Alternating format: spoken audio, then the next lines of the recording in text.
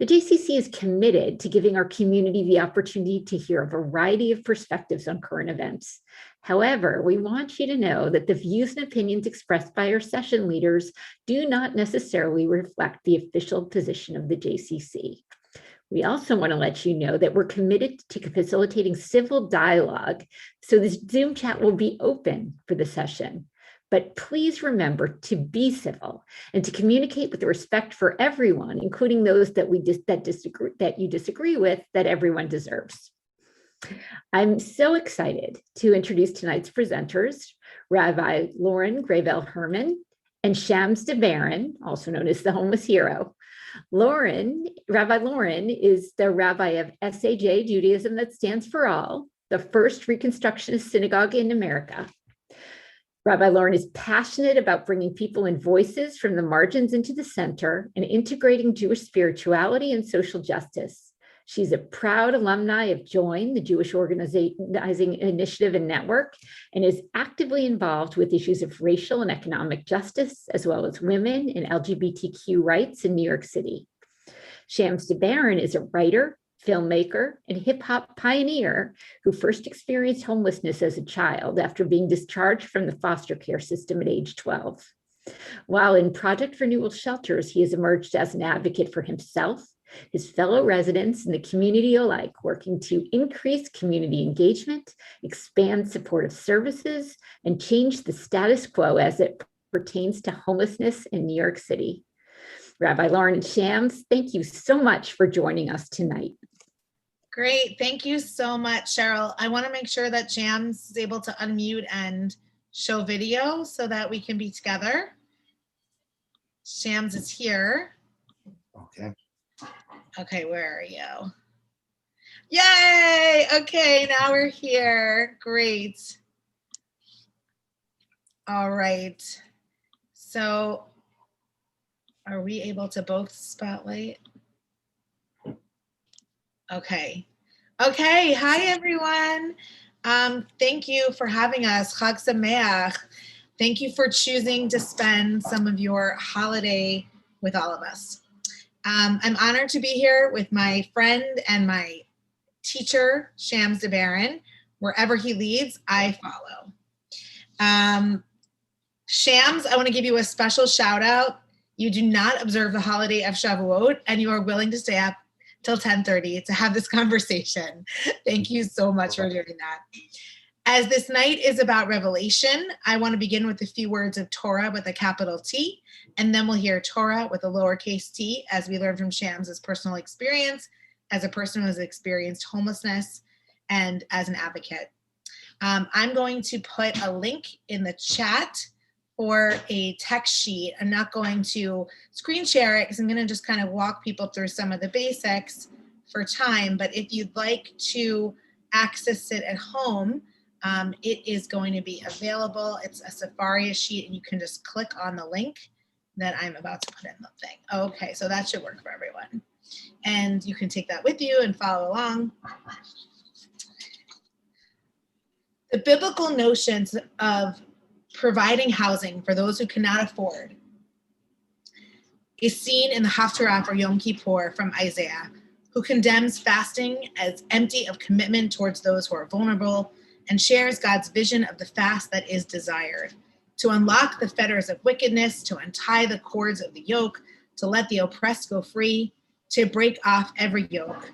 It's to share your bread with the hungry and to take the wretched poor into your home. When you see them, clothe them, see them naked, clothe them, and not to ignore your own kin. Interestingly, despite this, we do not have a section of the Mishnah or Talmud that deals explicitly with housing or homelessness as a distinct obligation. It is rather a subset of the laws of tzedakah, which also interestingly refers more regularly to feeding the hungry and providing them with clothing. According to Rabbi Jill Jacobs in her wonderful book, who's done a lot of research on this, she wrote, the rabbinic omission of providing housing for the poor is an indication of the rabbinic understanding that housing is one of the basic necessities of life. The rabbis did not live in a world with chronic homelessness and could not imagine that people would have had anything but a temporary housing crisis that would be ameliorated as soon as they received tzedakah or their situation improved. In Mishnah Peah 8:8, which is on your text sheet, we read, a person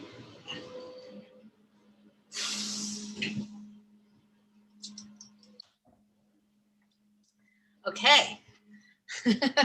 In Mishnah Peah 8:8, we read, a person is not forced to sell their home in order to acquire the 200 zuzim that would disqualify the person from taking tzedakah. In other words, housing is so essential that it cannot be counted in the determination of qualification for charity. No one can be expected to live without housing, according to that text. According to the Torah and developed later sources, it is not enough to give money to the poor. Rather, to give him or to lend him or her de machsoro, whatever he is lacking, from source number 3 on your sheet. Another verse supporting housing as an essential need is an exploration of this term, de machsoro, for an orphan. In Ketubot 67b, the 4th source on your page, the rabbis taught if an orphan comes to get married, we need to rent him a house, prepare him a bed, give him vessels that will later help him get married. De machsoro, this is the house. The rabbis see here that housing is not only a basic need, but the very foundation of family life. When discussing a poor person, not an orphan, but someone who is just simply down on their luck, the text simply says that we are obligated to provide a bed. Again, here we see the assumption of the rabbis that a poor person has a place, has a home to put that bed. Housing is assumed in rabbinic tradition, taken for granted, unlike food and clothing. It follows for us that the assumption in Jewish tradition and law is quite different than our own city and society, that housing should be taken for granted. It is something that every person or every income level should have access to. It's very different from our own vision of that. There's a story that is also in the source sheet that talks about Rabbi Yehoshua from the Midrash going to visit Rome and seeing people covered with thin reed blankets and contrasting that image of what he saw in Rome to the Jewish civilization, saying, we're not like that.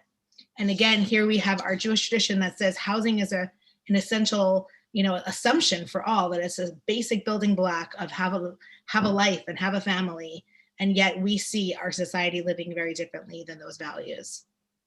It's worth noting that the rabbis do not have many references for shelters or temporary housing structures for the poor. In fact, it's typical that temporary housing is mentioned as the form of Isaiah's vision that I spoke about earlier, letting the poor into our homes, and in Pirkei Avot on the sheet of letting the poor into our households. Perhaps today, since this is not as physically possible, we might understand this to be metaphorical, letting those without homes into our hearts and making space for them in our communities. And this is where I want to bring in Shams DaBaron, aka the homeless hero, into the conversation. In a parallel to the spirit of the holiday, we have a written Torah, and that we also have an oral Torah. And this is the oral Torah of homelessness that I really am so thrilled to be able to share in our evening today.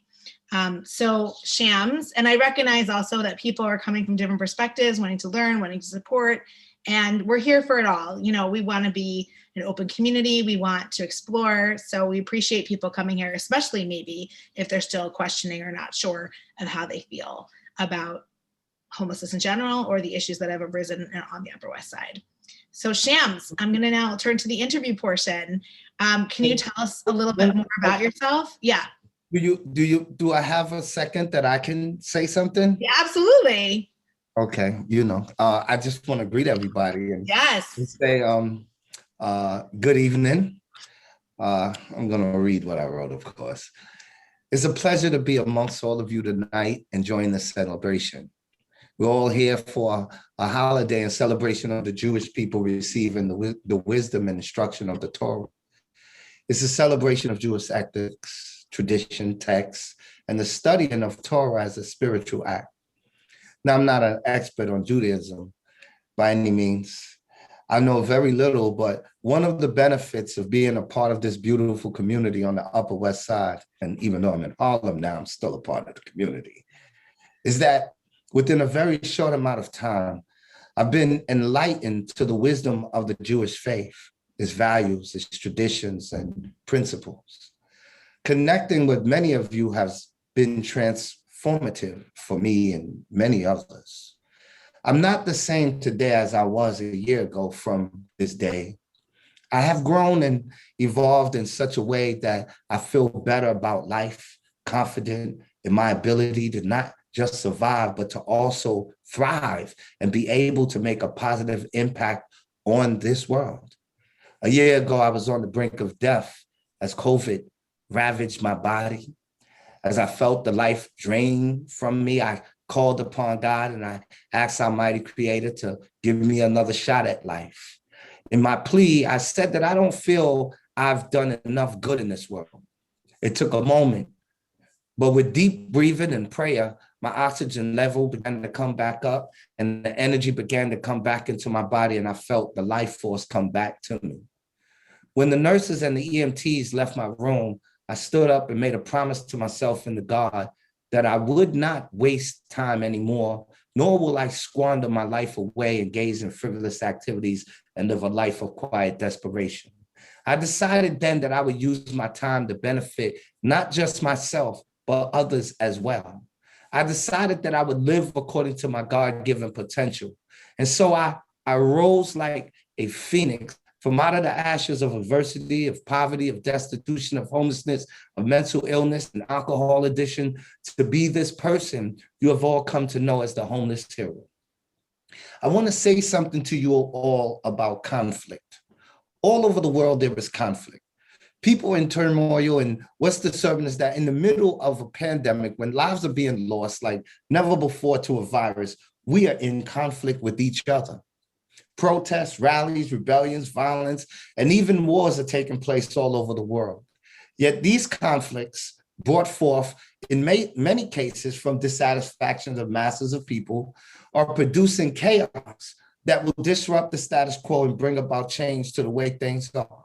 The question for us, is, are we ready for change? What type of world do we wish to live in moving forward? Is it a world where hate and bigotry and racism dominates the interaction of people? A world where communities profess to know the law of God, but act in a manner that is contrary to the law of God? Do you want to live in a world where the leader of the most powerful city says he looks at a group of people and decides that they are not acceptable? I'm not trying to make this about the Lucerne or bash the mayor, but I want to make a point. I stood up to the mayor because I said that the Black and brown men of the Lucerne, because he said, that the Black and brown men of the Lucerne were not acceptable and attempted to eradicate us from the Upper West Side. Rather than come and try to find a way to bring the community together, he fanned, in my humble opinion, the flames of hate and misunderstanding. I don't want to live in a world where this is allowed to happen.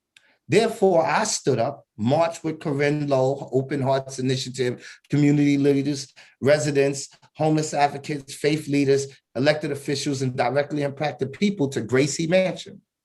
So the other day, I was talking to a reporter from London, and knowing all that I'm dealing with, the fake plumbers at the door snapping pics of me half naked, well, they wondered why I would continue to do this work. How come I just haven't given up? Where do I find the strength to continue on this path of doing good for others? Well, I'll tell you. On March 24th, right after the news broke about the fake plumbers, I got a message from a student from a school I spoke to earlier that month, and this is what she wrote to me. Hi, Shams. I just wanted to say personally, before everyone in the delegation starts tweeting and fighting for you, I am so sorry. I'm so sorry that they lied to you and investigated you without your knowledge. It is awful. I hope you don't feel too bad about it. I hope you can continue to be as resilient as you are. Just this Friday, I paid the students from this school a surprise visit as they was graduating from their program. What I told them is that, yes, at some point, I wanted to give up. I was distressed. But when I saw that message, I said to myself, ain't no way I'm going to stop doing what I'm doing, especially when I know that I'm impacting people like that student and her fellow classmates in such a positive way. What I see in all of this is the value of compassion and of love, something that I was losing sight of until the intervention of these white mothers from the Upper West Side that I call radical ladies because they are so bold that they will come to a hotel full of homeless men. And guess what? Without any fear, without any concern for their safety, with their children in tow, show us love. The power of love is transformative. I have seen this in the brief amount of time that we have been there. And those of us who have been damaged by life's traumas have been healed at this expression of love coming from people within this community and throughout the city. Those students have shown me love, faith leaders, politicians, people in the streets, and so many others have shown me and us love. How could I come before you and not make the following plea? To all of those who oppose us being in Lucerne and on the Upper West Side, if you had your doubts, if you were concerned about the hotels, that's okay. I want you to reach out to me so we can discuss further. I hear you. I've been hearing you. I heard you from the beginning and was one of your biggest advocates. It's only when people threaten violence and enact crime against homeless New Yorkers that I draw a line. My goal is to bring about healing to this community, if I can, and have us all sit down together and have respectful dialogue so we can find ways to right what was done wrong. And that wrong was not by the men of the Lucerne. The city has a way in dealing with homelessness that is flawed, and it needs to be corrected. We all need to be engaged in that dialogue.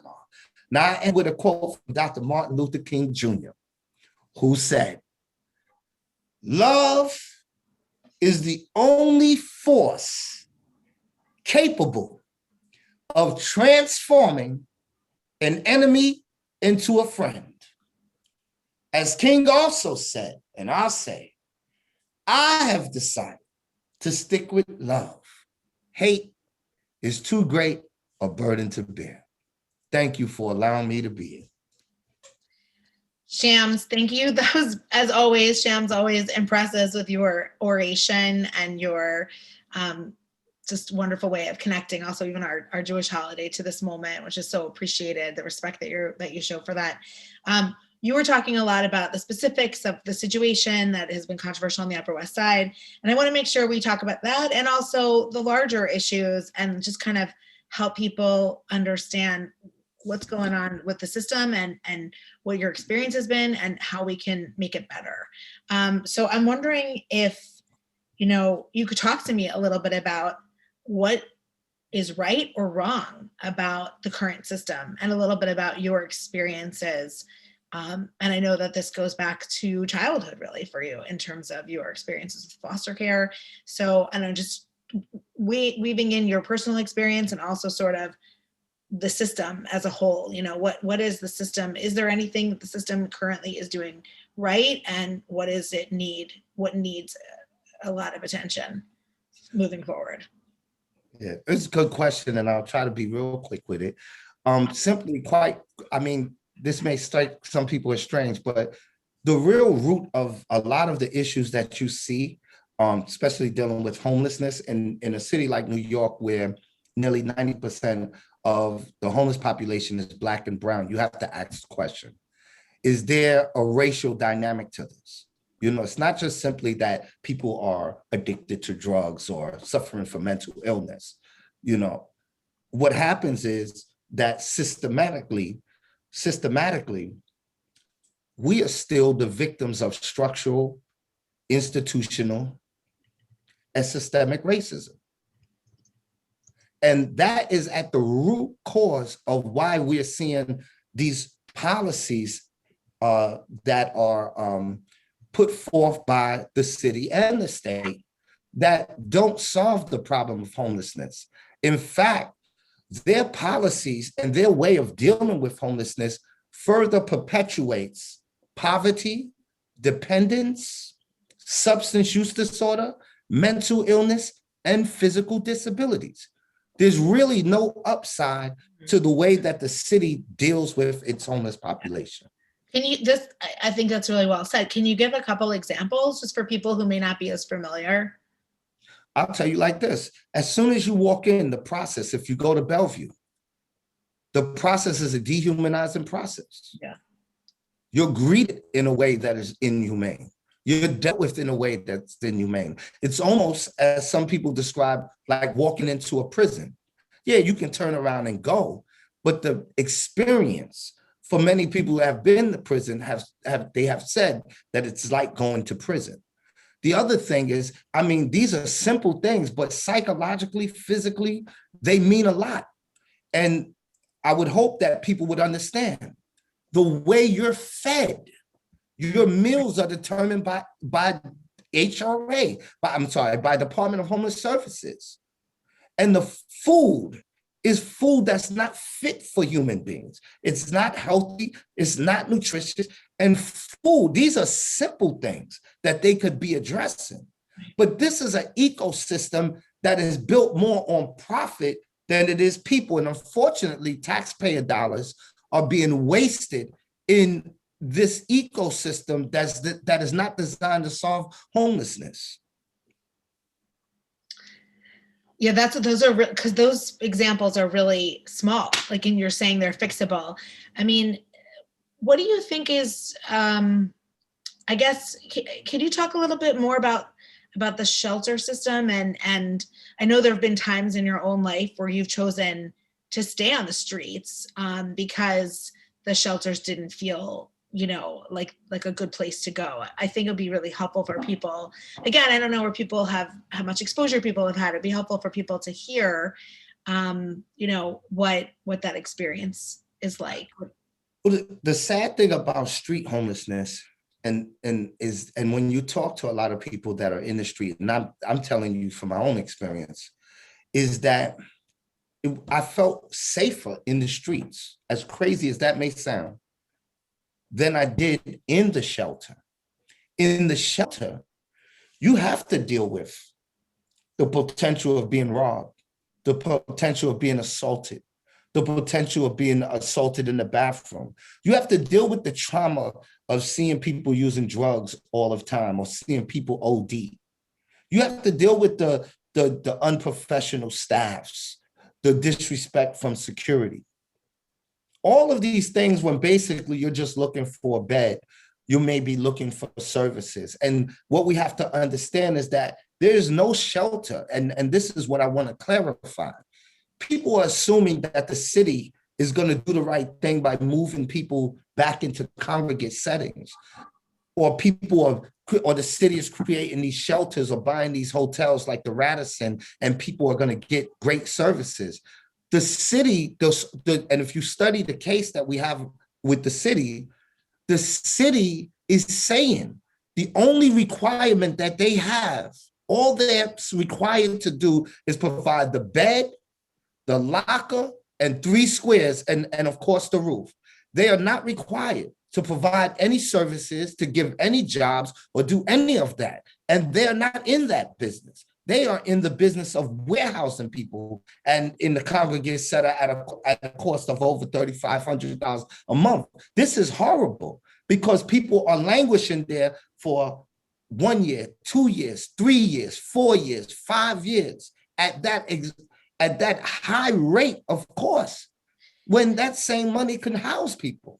Yeah, that's something I think it's important to know. And I wish I had the stats in front of me right this second, but that it costs more to shelter people in shelters than it does to get them access to affordable housing per person per year. It costs the city significantly more. So it begs the question of why it is that there's so much investment in the shelter system versus permanent housing. Because, well, and this is the thing. These are the things that I'm fighting against. One of the things that I'm trying to do is dismantle what I call the shelter industrial complex. I want to end it. It makes no sense. It's a waste of money, and it does not solve homelessness. There's only one way to solve homelessness, and that's by having housing. Now, when you look at that cost, it's nearly $3,500 per month for me to sleep on a cot in a dorm style setting when the voucher that pays for an apartment is about $1,200. So what landlord is going to accept a voucher at that rate? And then when you hear the code word of affordable housing, that housing is not available to anybody that's sitting in a shelter. That doesn't go to people in the shelter. So what we have now is a big scam that is really just wasting taxpayer money. And when you look at the current administration, he's not backing down on his desire to build shelters throughout the city in different people's neighborhoods. And that is causing problems. And under the pandemic, that was one thing. But what he's trying to do, and this was what the problem is by not engaging communities, not dealing with communities, just feeling like you could use your, I don't want to say dictatorial or dictator powers, but you know what I mean, your executive powers to just do what you want to do. It's disrespectful to communities. It's disrespectful to the homeless population. It's disrespectful to everybody. And those things need to be changed about the current way things are done. So you mentioned the vouchers. Would you mind telling us a little bit more about the process to find housing and like you mentioned, how few options how few people take that voucher. It's only $1,200, which is, as most of us know in New York, it's not going to get you much, or anything, so just let me give you a real world thing. Let me give you a real world thing. They have two major vouchers that they're pushing towards people that are single adults in the shelters. One is the 1023E, which is for people that have substance use disorder, mental illness. Most of those people are being put into supportive housing. Now, what they do, even if you don't, this is why they try to lump everybody under these issues, is because this once again continues that ecosystem, because it keeps you in that perpetual cycle of dependence so that those money can always stay within these providers, many of whom don't really provide you with much, not all, but many. So what happens is when you go in the shelter, more than likely, they're telling you take the 1023E, right? The thing about that is that they also are trying to put you in shared units. So now if I go right now and I try to rent a room, I think the average rate, low scale, is probably $800 a month. Yet, if the voucher is covering $1,200 a month, if a realtor has an apartment for a 2-bedroom, of course he's going to take the $1,200 a month for that room. And that's your supportive housing. That's just an ecosystem that benefits the real estate person. And it also, benefits the city because they're able to just put people in there. And that by tying them to some supportive services through these nonprofits, it just keeps that going. And in some cases, it's good as needed. But what about real permanent housing? What about raising a voucher so somebody can get an apartment of their own or a studio of their own?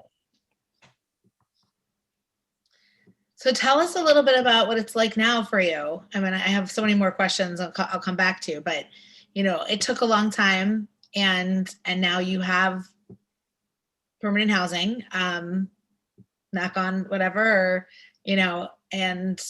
Well, they was offering me housing. They was offering me housing the minute my name went through the court. I know. For everyone who's at home, like, as soon as the controversy of the Lucerne sort of exploded and Shams came into a sort of public position, people were very happy to help him find an apartment, as well as a few others who were involved. And now, actually, there are very few people left of the Lucerne. Many have been given the opportunity. Yeah. Which is less than 8. Yes, I believe it's less than 80 right now, and they don't want to overpopulate it. I mean, before I say all that, let me just say that the Lucerne Hotel, it's always meant to be temporary. That's not there's no plans to make that a permanent hotel. It was made to be temporary for the duration of the pandemic, and until the medical people say that, for the city say that it's safe for them to go back to congregate shelters. Yeah. So what was your question again? I'm so sorry. Just, what's it like now, and how did you find, without too much detail, how did you find a place that was appropriate, and what is the experience like on this side of things? I don't know, maybe that's not what you would answer. Take it however you want it. Oh, they got, places out here. But what I will say is that for me, the work doesn't stop. I have a goal of ending homelessness. I have a goal of righting what's wrong with the city and how it does business. So naturally, I had to evolve into engaging the next candidates and stuff like that, to make sure we get the right people in office and have the right conversations and stuff like that with the elected officials and stuff. Because a lot of what's wrong has been codified. And that goes back to the original question, which is the real issues are systemic issues. De Blasio, he's inherited something that existed long before he even probably got into politics. Systemically, the way the system works is totally adverse to the rise of Black people.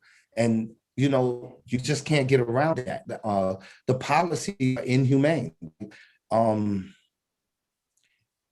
Sometimes they remind you of what I know about slavery when you study slavery. And when, for me as a Black man, I've inherited a lot of the trauma of slavery. These are generational things that have been passed on that may not be good because they're the byproducts of our slave experience. And so when you walk into a shelter and you're fed like that, it reminds me of slaves that were on the plantation eating the scraps and couldn't eat decent meals and stuff like that. When you're treated in the way that they treat you, in the dehumanization, just for the mayor, he doesn't understand. When he said that we were not acceptable, it made me think of the way we were, they tried to depict us during slavery to make it digestible to decent people, to say, well, hey, they're not really human, so, and that's the language they used. If you go back to the West Side Rag, I wrote, before we ever made it to the Lucerne, I said that the city is lying to you, because their description was, we're moving 283 addicts in recovery and dealing with mental illness too. Who wouldn't be alarmed? But this is how they look at us. And when you watch the court proceedings, they'll tell you, the city's lawyers say, hey, they homeless. They can't question nothing. They got to do what we tell them to do. That triggers me. It reminds me of slaves who had to go from one plantation to the next with no say in the matter. Yeah. You know what I mean? And this is how the system works. The dehumanization and the way in which people were sort of playing chess with the lives of the men of the Lucerne was very particularly disturbing. And I was able to, be with all of you guys in that process. And it was distressing on every level, but the trauma, like you've spoken about, trauma on top of trauma, is so real for people. I guess,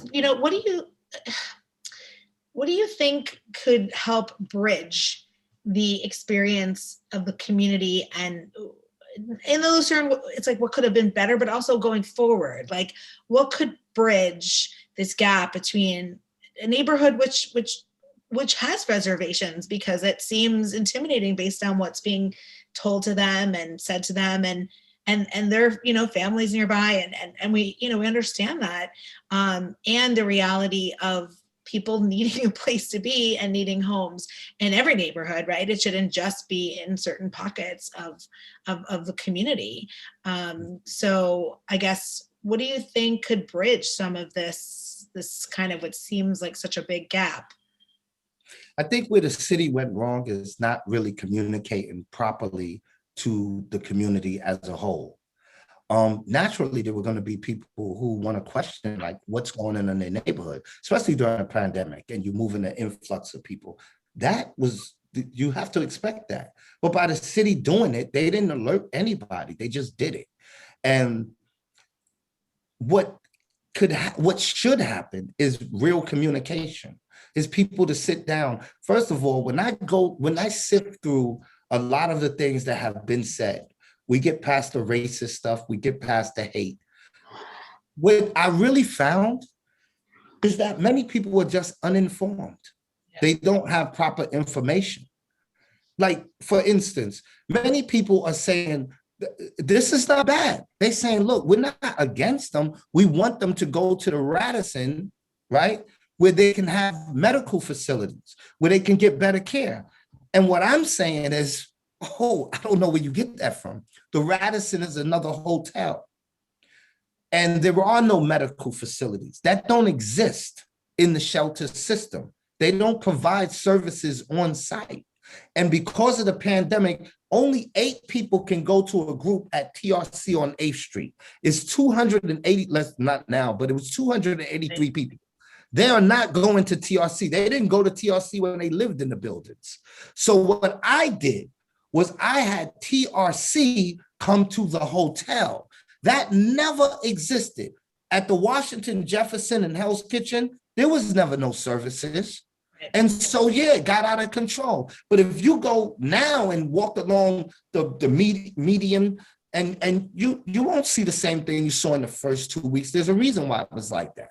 But once I got the TRC there and Open Hearts came and we do the soulful walking tours, we were able to create activities that would occupy people's times and give people an alternative to just congregate in one place.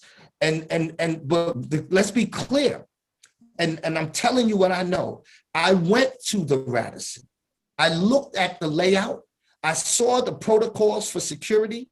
And one thing I can tell you, if we would have went there, people that are struggling with addiction for opioids, they would have died in there. You can't put them in single rooms. They need a higher level of care. That's why I said no. And there was also a situation in which that space would have been particularly triggering for people with substance use issues who were struggling with that. Because we had to walk through a bar to walk into the hotel. Yeah, and have to walk through a bar. Even though the bar wasn't operational, there was still just the idea of and there's another thing to consider.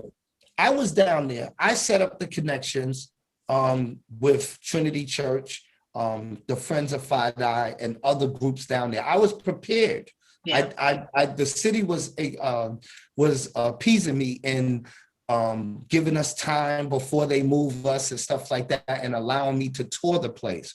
So in between that time, I was trying to lessen the harm that would be done to us going into the community. But when I went and I talked to security in the area, and I took a tour of the area, the men of the Lucerne would not have survived good there. It would have been a bigger problem. You have 3 hotels that are already occupying that space, and hundreds, some people put the number in 1,000, but I know hundreds of street homeless that are in that community. Right. And right now, it is one of the highest rates of COVID right now. Imagine taking 300 men and putting them there. Right. And the city lies to the people when they say that they'll get services. They don't provide. If you go, the hotel is occupied now. The Radisson is occupied now. There are no services at the hotel as we speak right now. So on those lines with the services and this sort of soulful walk and talks that we've done together, Shams, that I'm so happy to be part of, tell me a little bit about community partnerships and this model that kind of emerged spontaneously in a beautiful, I don't know spontaneously, but emerged, in this crisis, and how that might be a model going forward. Yeah, and that's all it is. It was communication. I mean, like I said, the radical ladies showed up, and did they talk and stuff, and we were kind of like taken aback. We were kind of like, who is this? What's this about? So I reached out to them to let them know, like, look, our things is a little more difficult. Chalk on the floor ain't gonna be it. But immediately, I was like, chalk alone ain't gonna do it. We got some real stuff going on here. For people, for context, if people don't know and haven't been involved, the kind of Open Hearts Initiative emerged out of a beginning, just kind of people coming together, wanting to counter some of the voices in the neighborhood that were very against the men being there, and just literally writing chalk on the floor, on the ground, saying welcome. And it was a big deal, but as Shams saying, your reaction was, I'm just giving people context. Go ahead, sorry. Yeah, so when we went, immediately they connected with me with Amanda, who I didn't know was a clinician. And within 15 minutes of speaking to her, she promised to provide for free on a volunteer basis, therapeutic programming, AA classes, fitness. I mean, she just was running down a list of things that I was like, what? I was like, no way. I was shocked. Within 15 minutes, we got those guarantees. And I can tell you that they have consistently done it since that meeting. And her thing was, we'll do it whether we can get in the building or not. We'll do it in the park. Now, what I did was I contacted Project Renewal. And I want to say this about the other side, the so-called other side. I don't even like using that term. They're residents of the community. I don't like using those divisive terms. But those who oppose the men in the Lucerne, I used their complaints to force the city and Project Renewal to make changes like the services on site. I was able to use it to say, look, y'all don't want these complaints.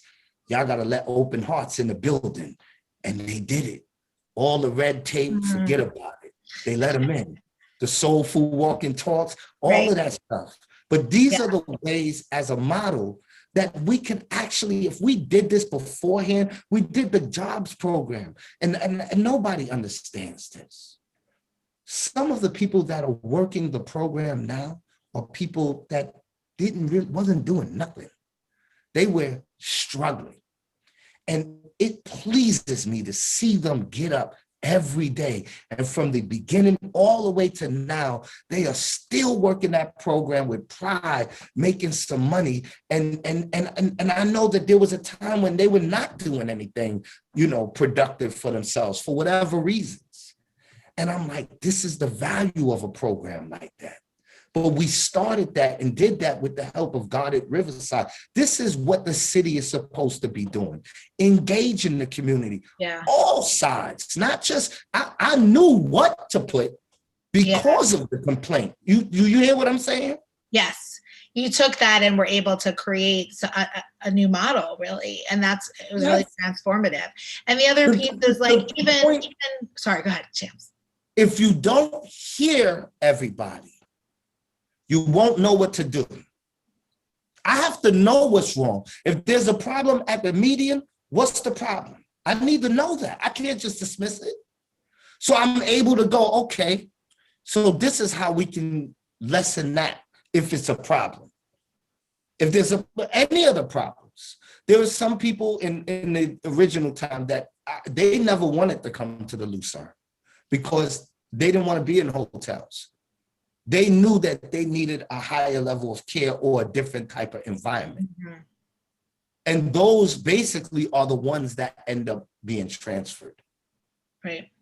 But the reason why it took 2 to 3 weeks is because the city, by rushing, they didn't allow for the infrastructure, computers, to be set up. Project Renewal couldn't take a problem client, or not a problem client, pardon me, I apologize, a client that needed a high level of care and get them that higher level of care, because all transfers are made through DHS, not Project Renewal. Right. And they couldn't do it without the computer infrastructure. But because they're not communicating with the community doesn't know that. Yeah. And now we are in the newspapers. Right. On the other, yes, it was, so many mistakes were made that could have averted the kind of situation, I think, the controversy that came. And I also think that the community has learned so much in this process. Shams, we only have about 9 more minutes, and I want to make sure people have a chance to sort of just hear from you. And I have one thought as well on this is, okay, we hear all this. This is a lot to take in. We're talking about systemic racism. We're talking about shelter system. We're talking about, a very dehumanizing system. What can people do? What can people do who are hearing you and are saying, okay, I wasn't aware of all of this, or, now I'm more aware, I want to do something. What can they do? Well, first and foremost, don't demonize, criminalize, or dehumanize people that experience homelessness. It could be any one of us. Don't assume that everybody that is experiencing homelessness is a drug addict, a person with mental illness, etc. It could be any of us.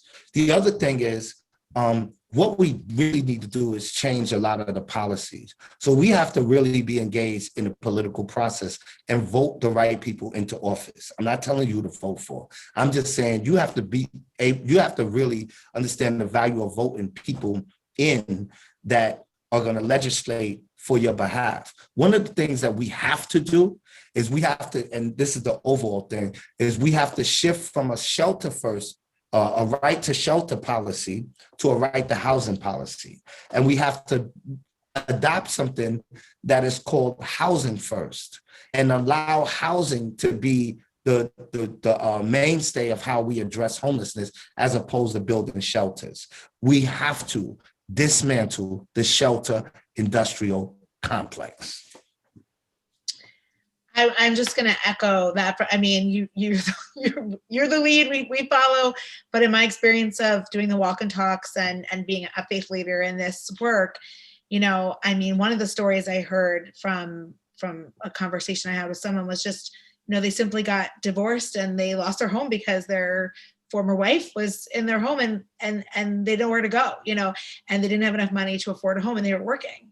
So, and that's when they ended up in the shelter system. And then they were there for 2 years. It's like something that literally could happen to any one of us, any person who is economically vulnerable. And then we have to ask the questions, why are certain people more economically vulnerable, right? And obviously jobs also has to tie into this. And for me, I think the biggest revelation has been the shelter system. I truly did not know the financial costs of running the shelter system versus affordable housing. And it's still hard to fathom the justification other than maybe not wanting to stand up to real estate in New York City, or maybe not wanting to, why make those investments when you can house people, when you can truly house people. The thing is, if you sell out your land to big real estate developers and you don't work out the right type of deals, it's not like you can't deal with big real estate developers, but you're working out bad deals. And those deals don't allow for people in these communities to be able to afford the rent. You're going to have homeless people. You're going to have people. And when you have homelessness, gentrification, et cetera, there's always going to be a rise in crime. These things are correlated. They're not separate issues. And it all speaks to the systemic racism that has been going on forever in our system.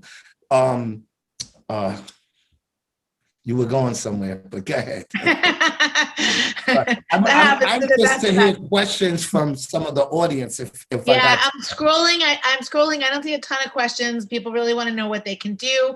Some people are curious about where you think politically for the mayoral race, but I think we'll probably leave it at just, you can also, I just want to say there is, if you go on YouTube, you should be able to access the homeless OHI and the Homeless Heroes Forum on the Mayoral Forum, which happened way back a while ago already, where they so poignantly and quickly, just like held these, it was amazing. It was an incredible evening. And they really had maybe 8 or 10 candidates and asked them about the issues of homelessness. And you can really see their position there and what they're willing to say out loud and have be accountable for. There also have been, so I think that's really would be worth your time to Google the mayoral forum. They also just did a DA forum. So if you're interested in learning about DA forum, because that also really issues relating to policing or homeless people, I mean, that's a whole other conversation.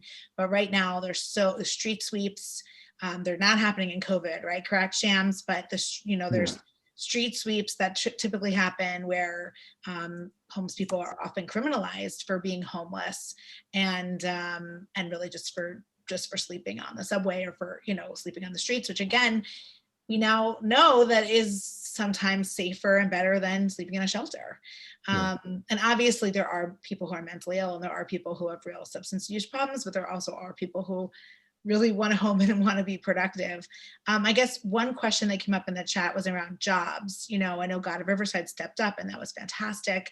Cheryl put the link in for the mayoral forum. I think regardless of your positions, it's really worth seeing because you can really see all these candidates early on in the process and what they were willing to say and do.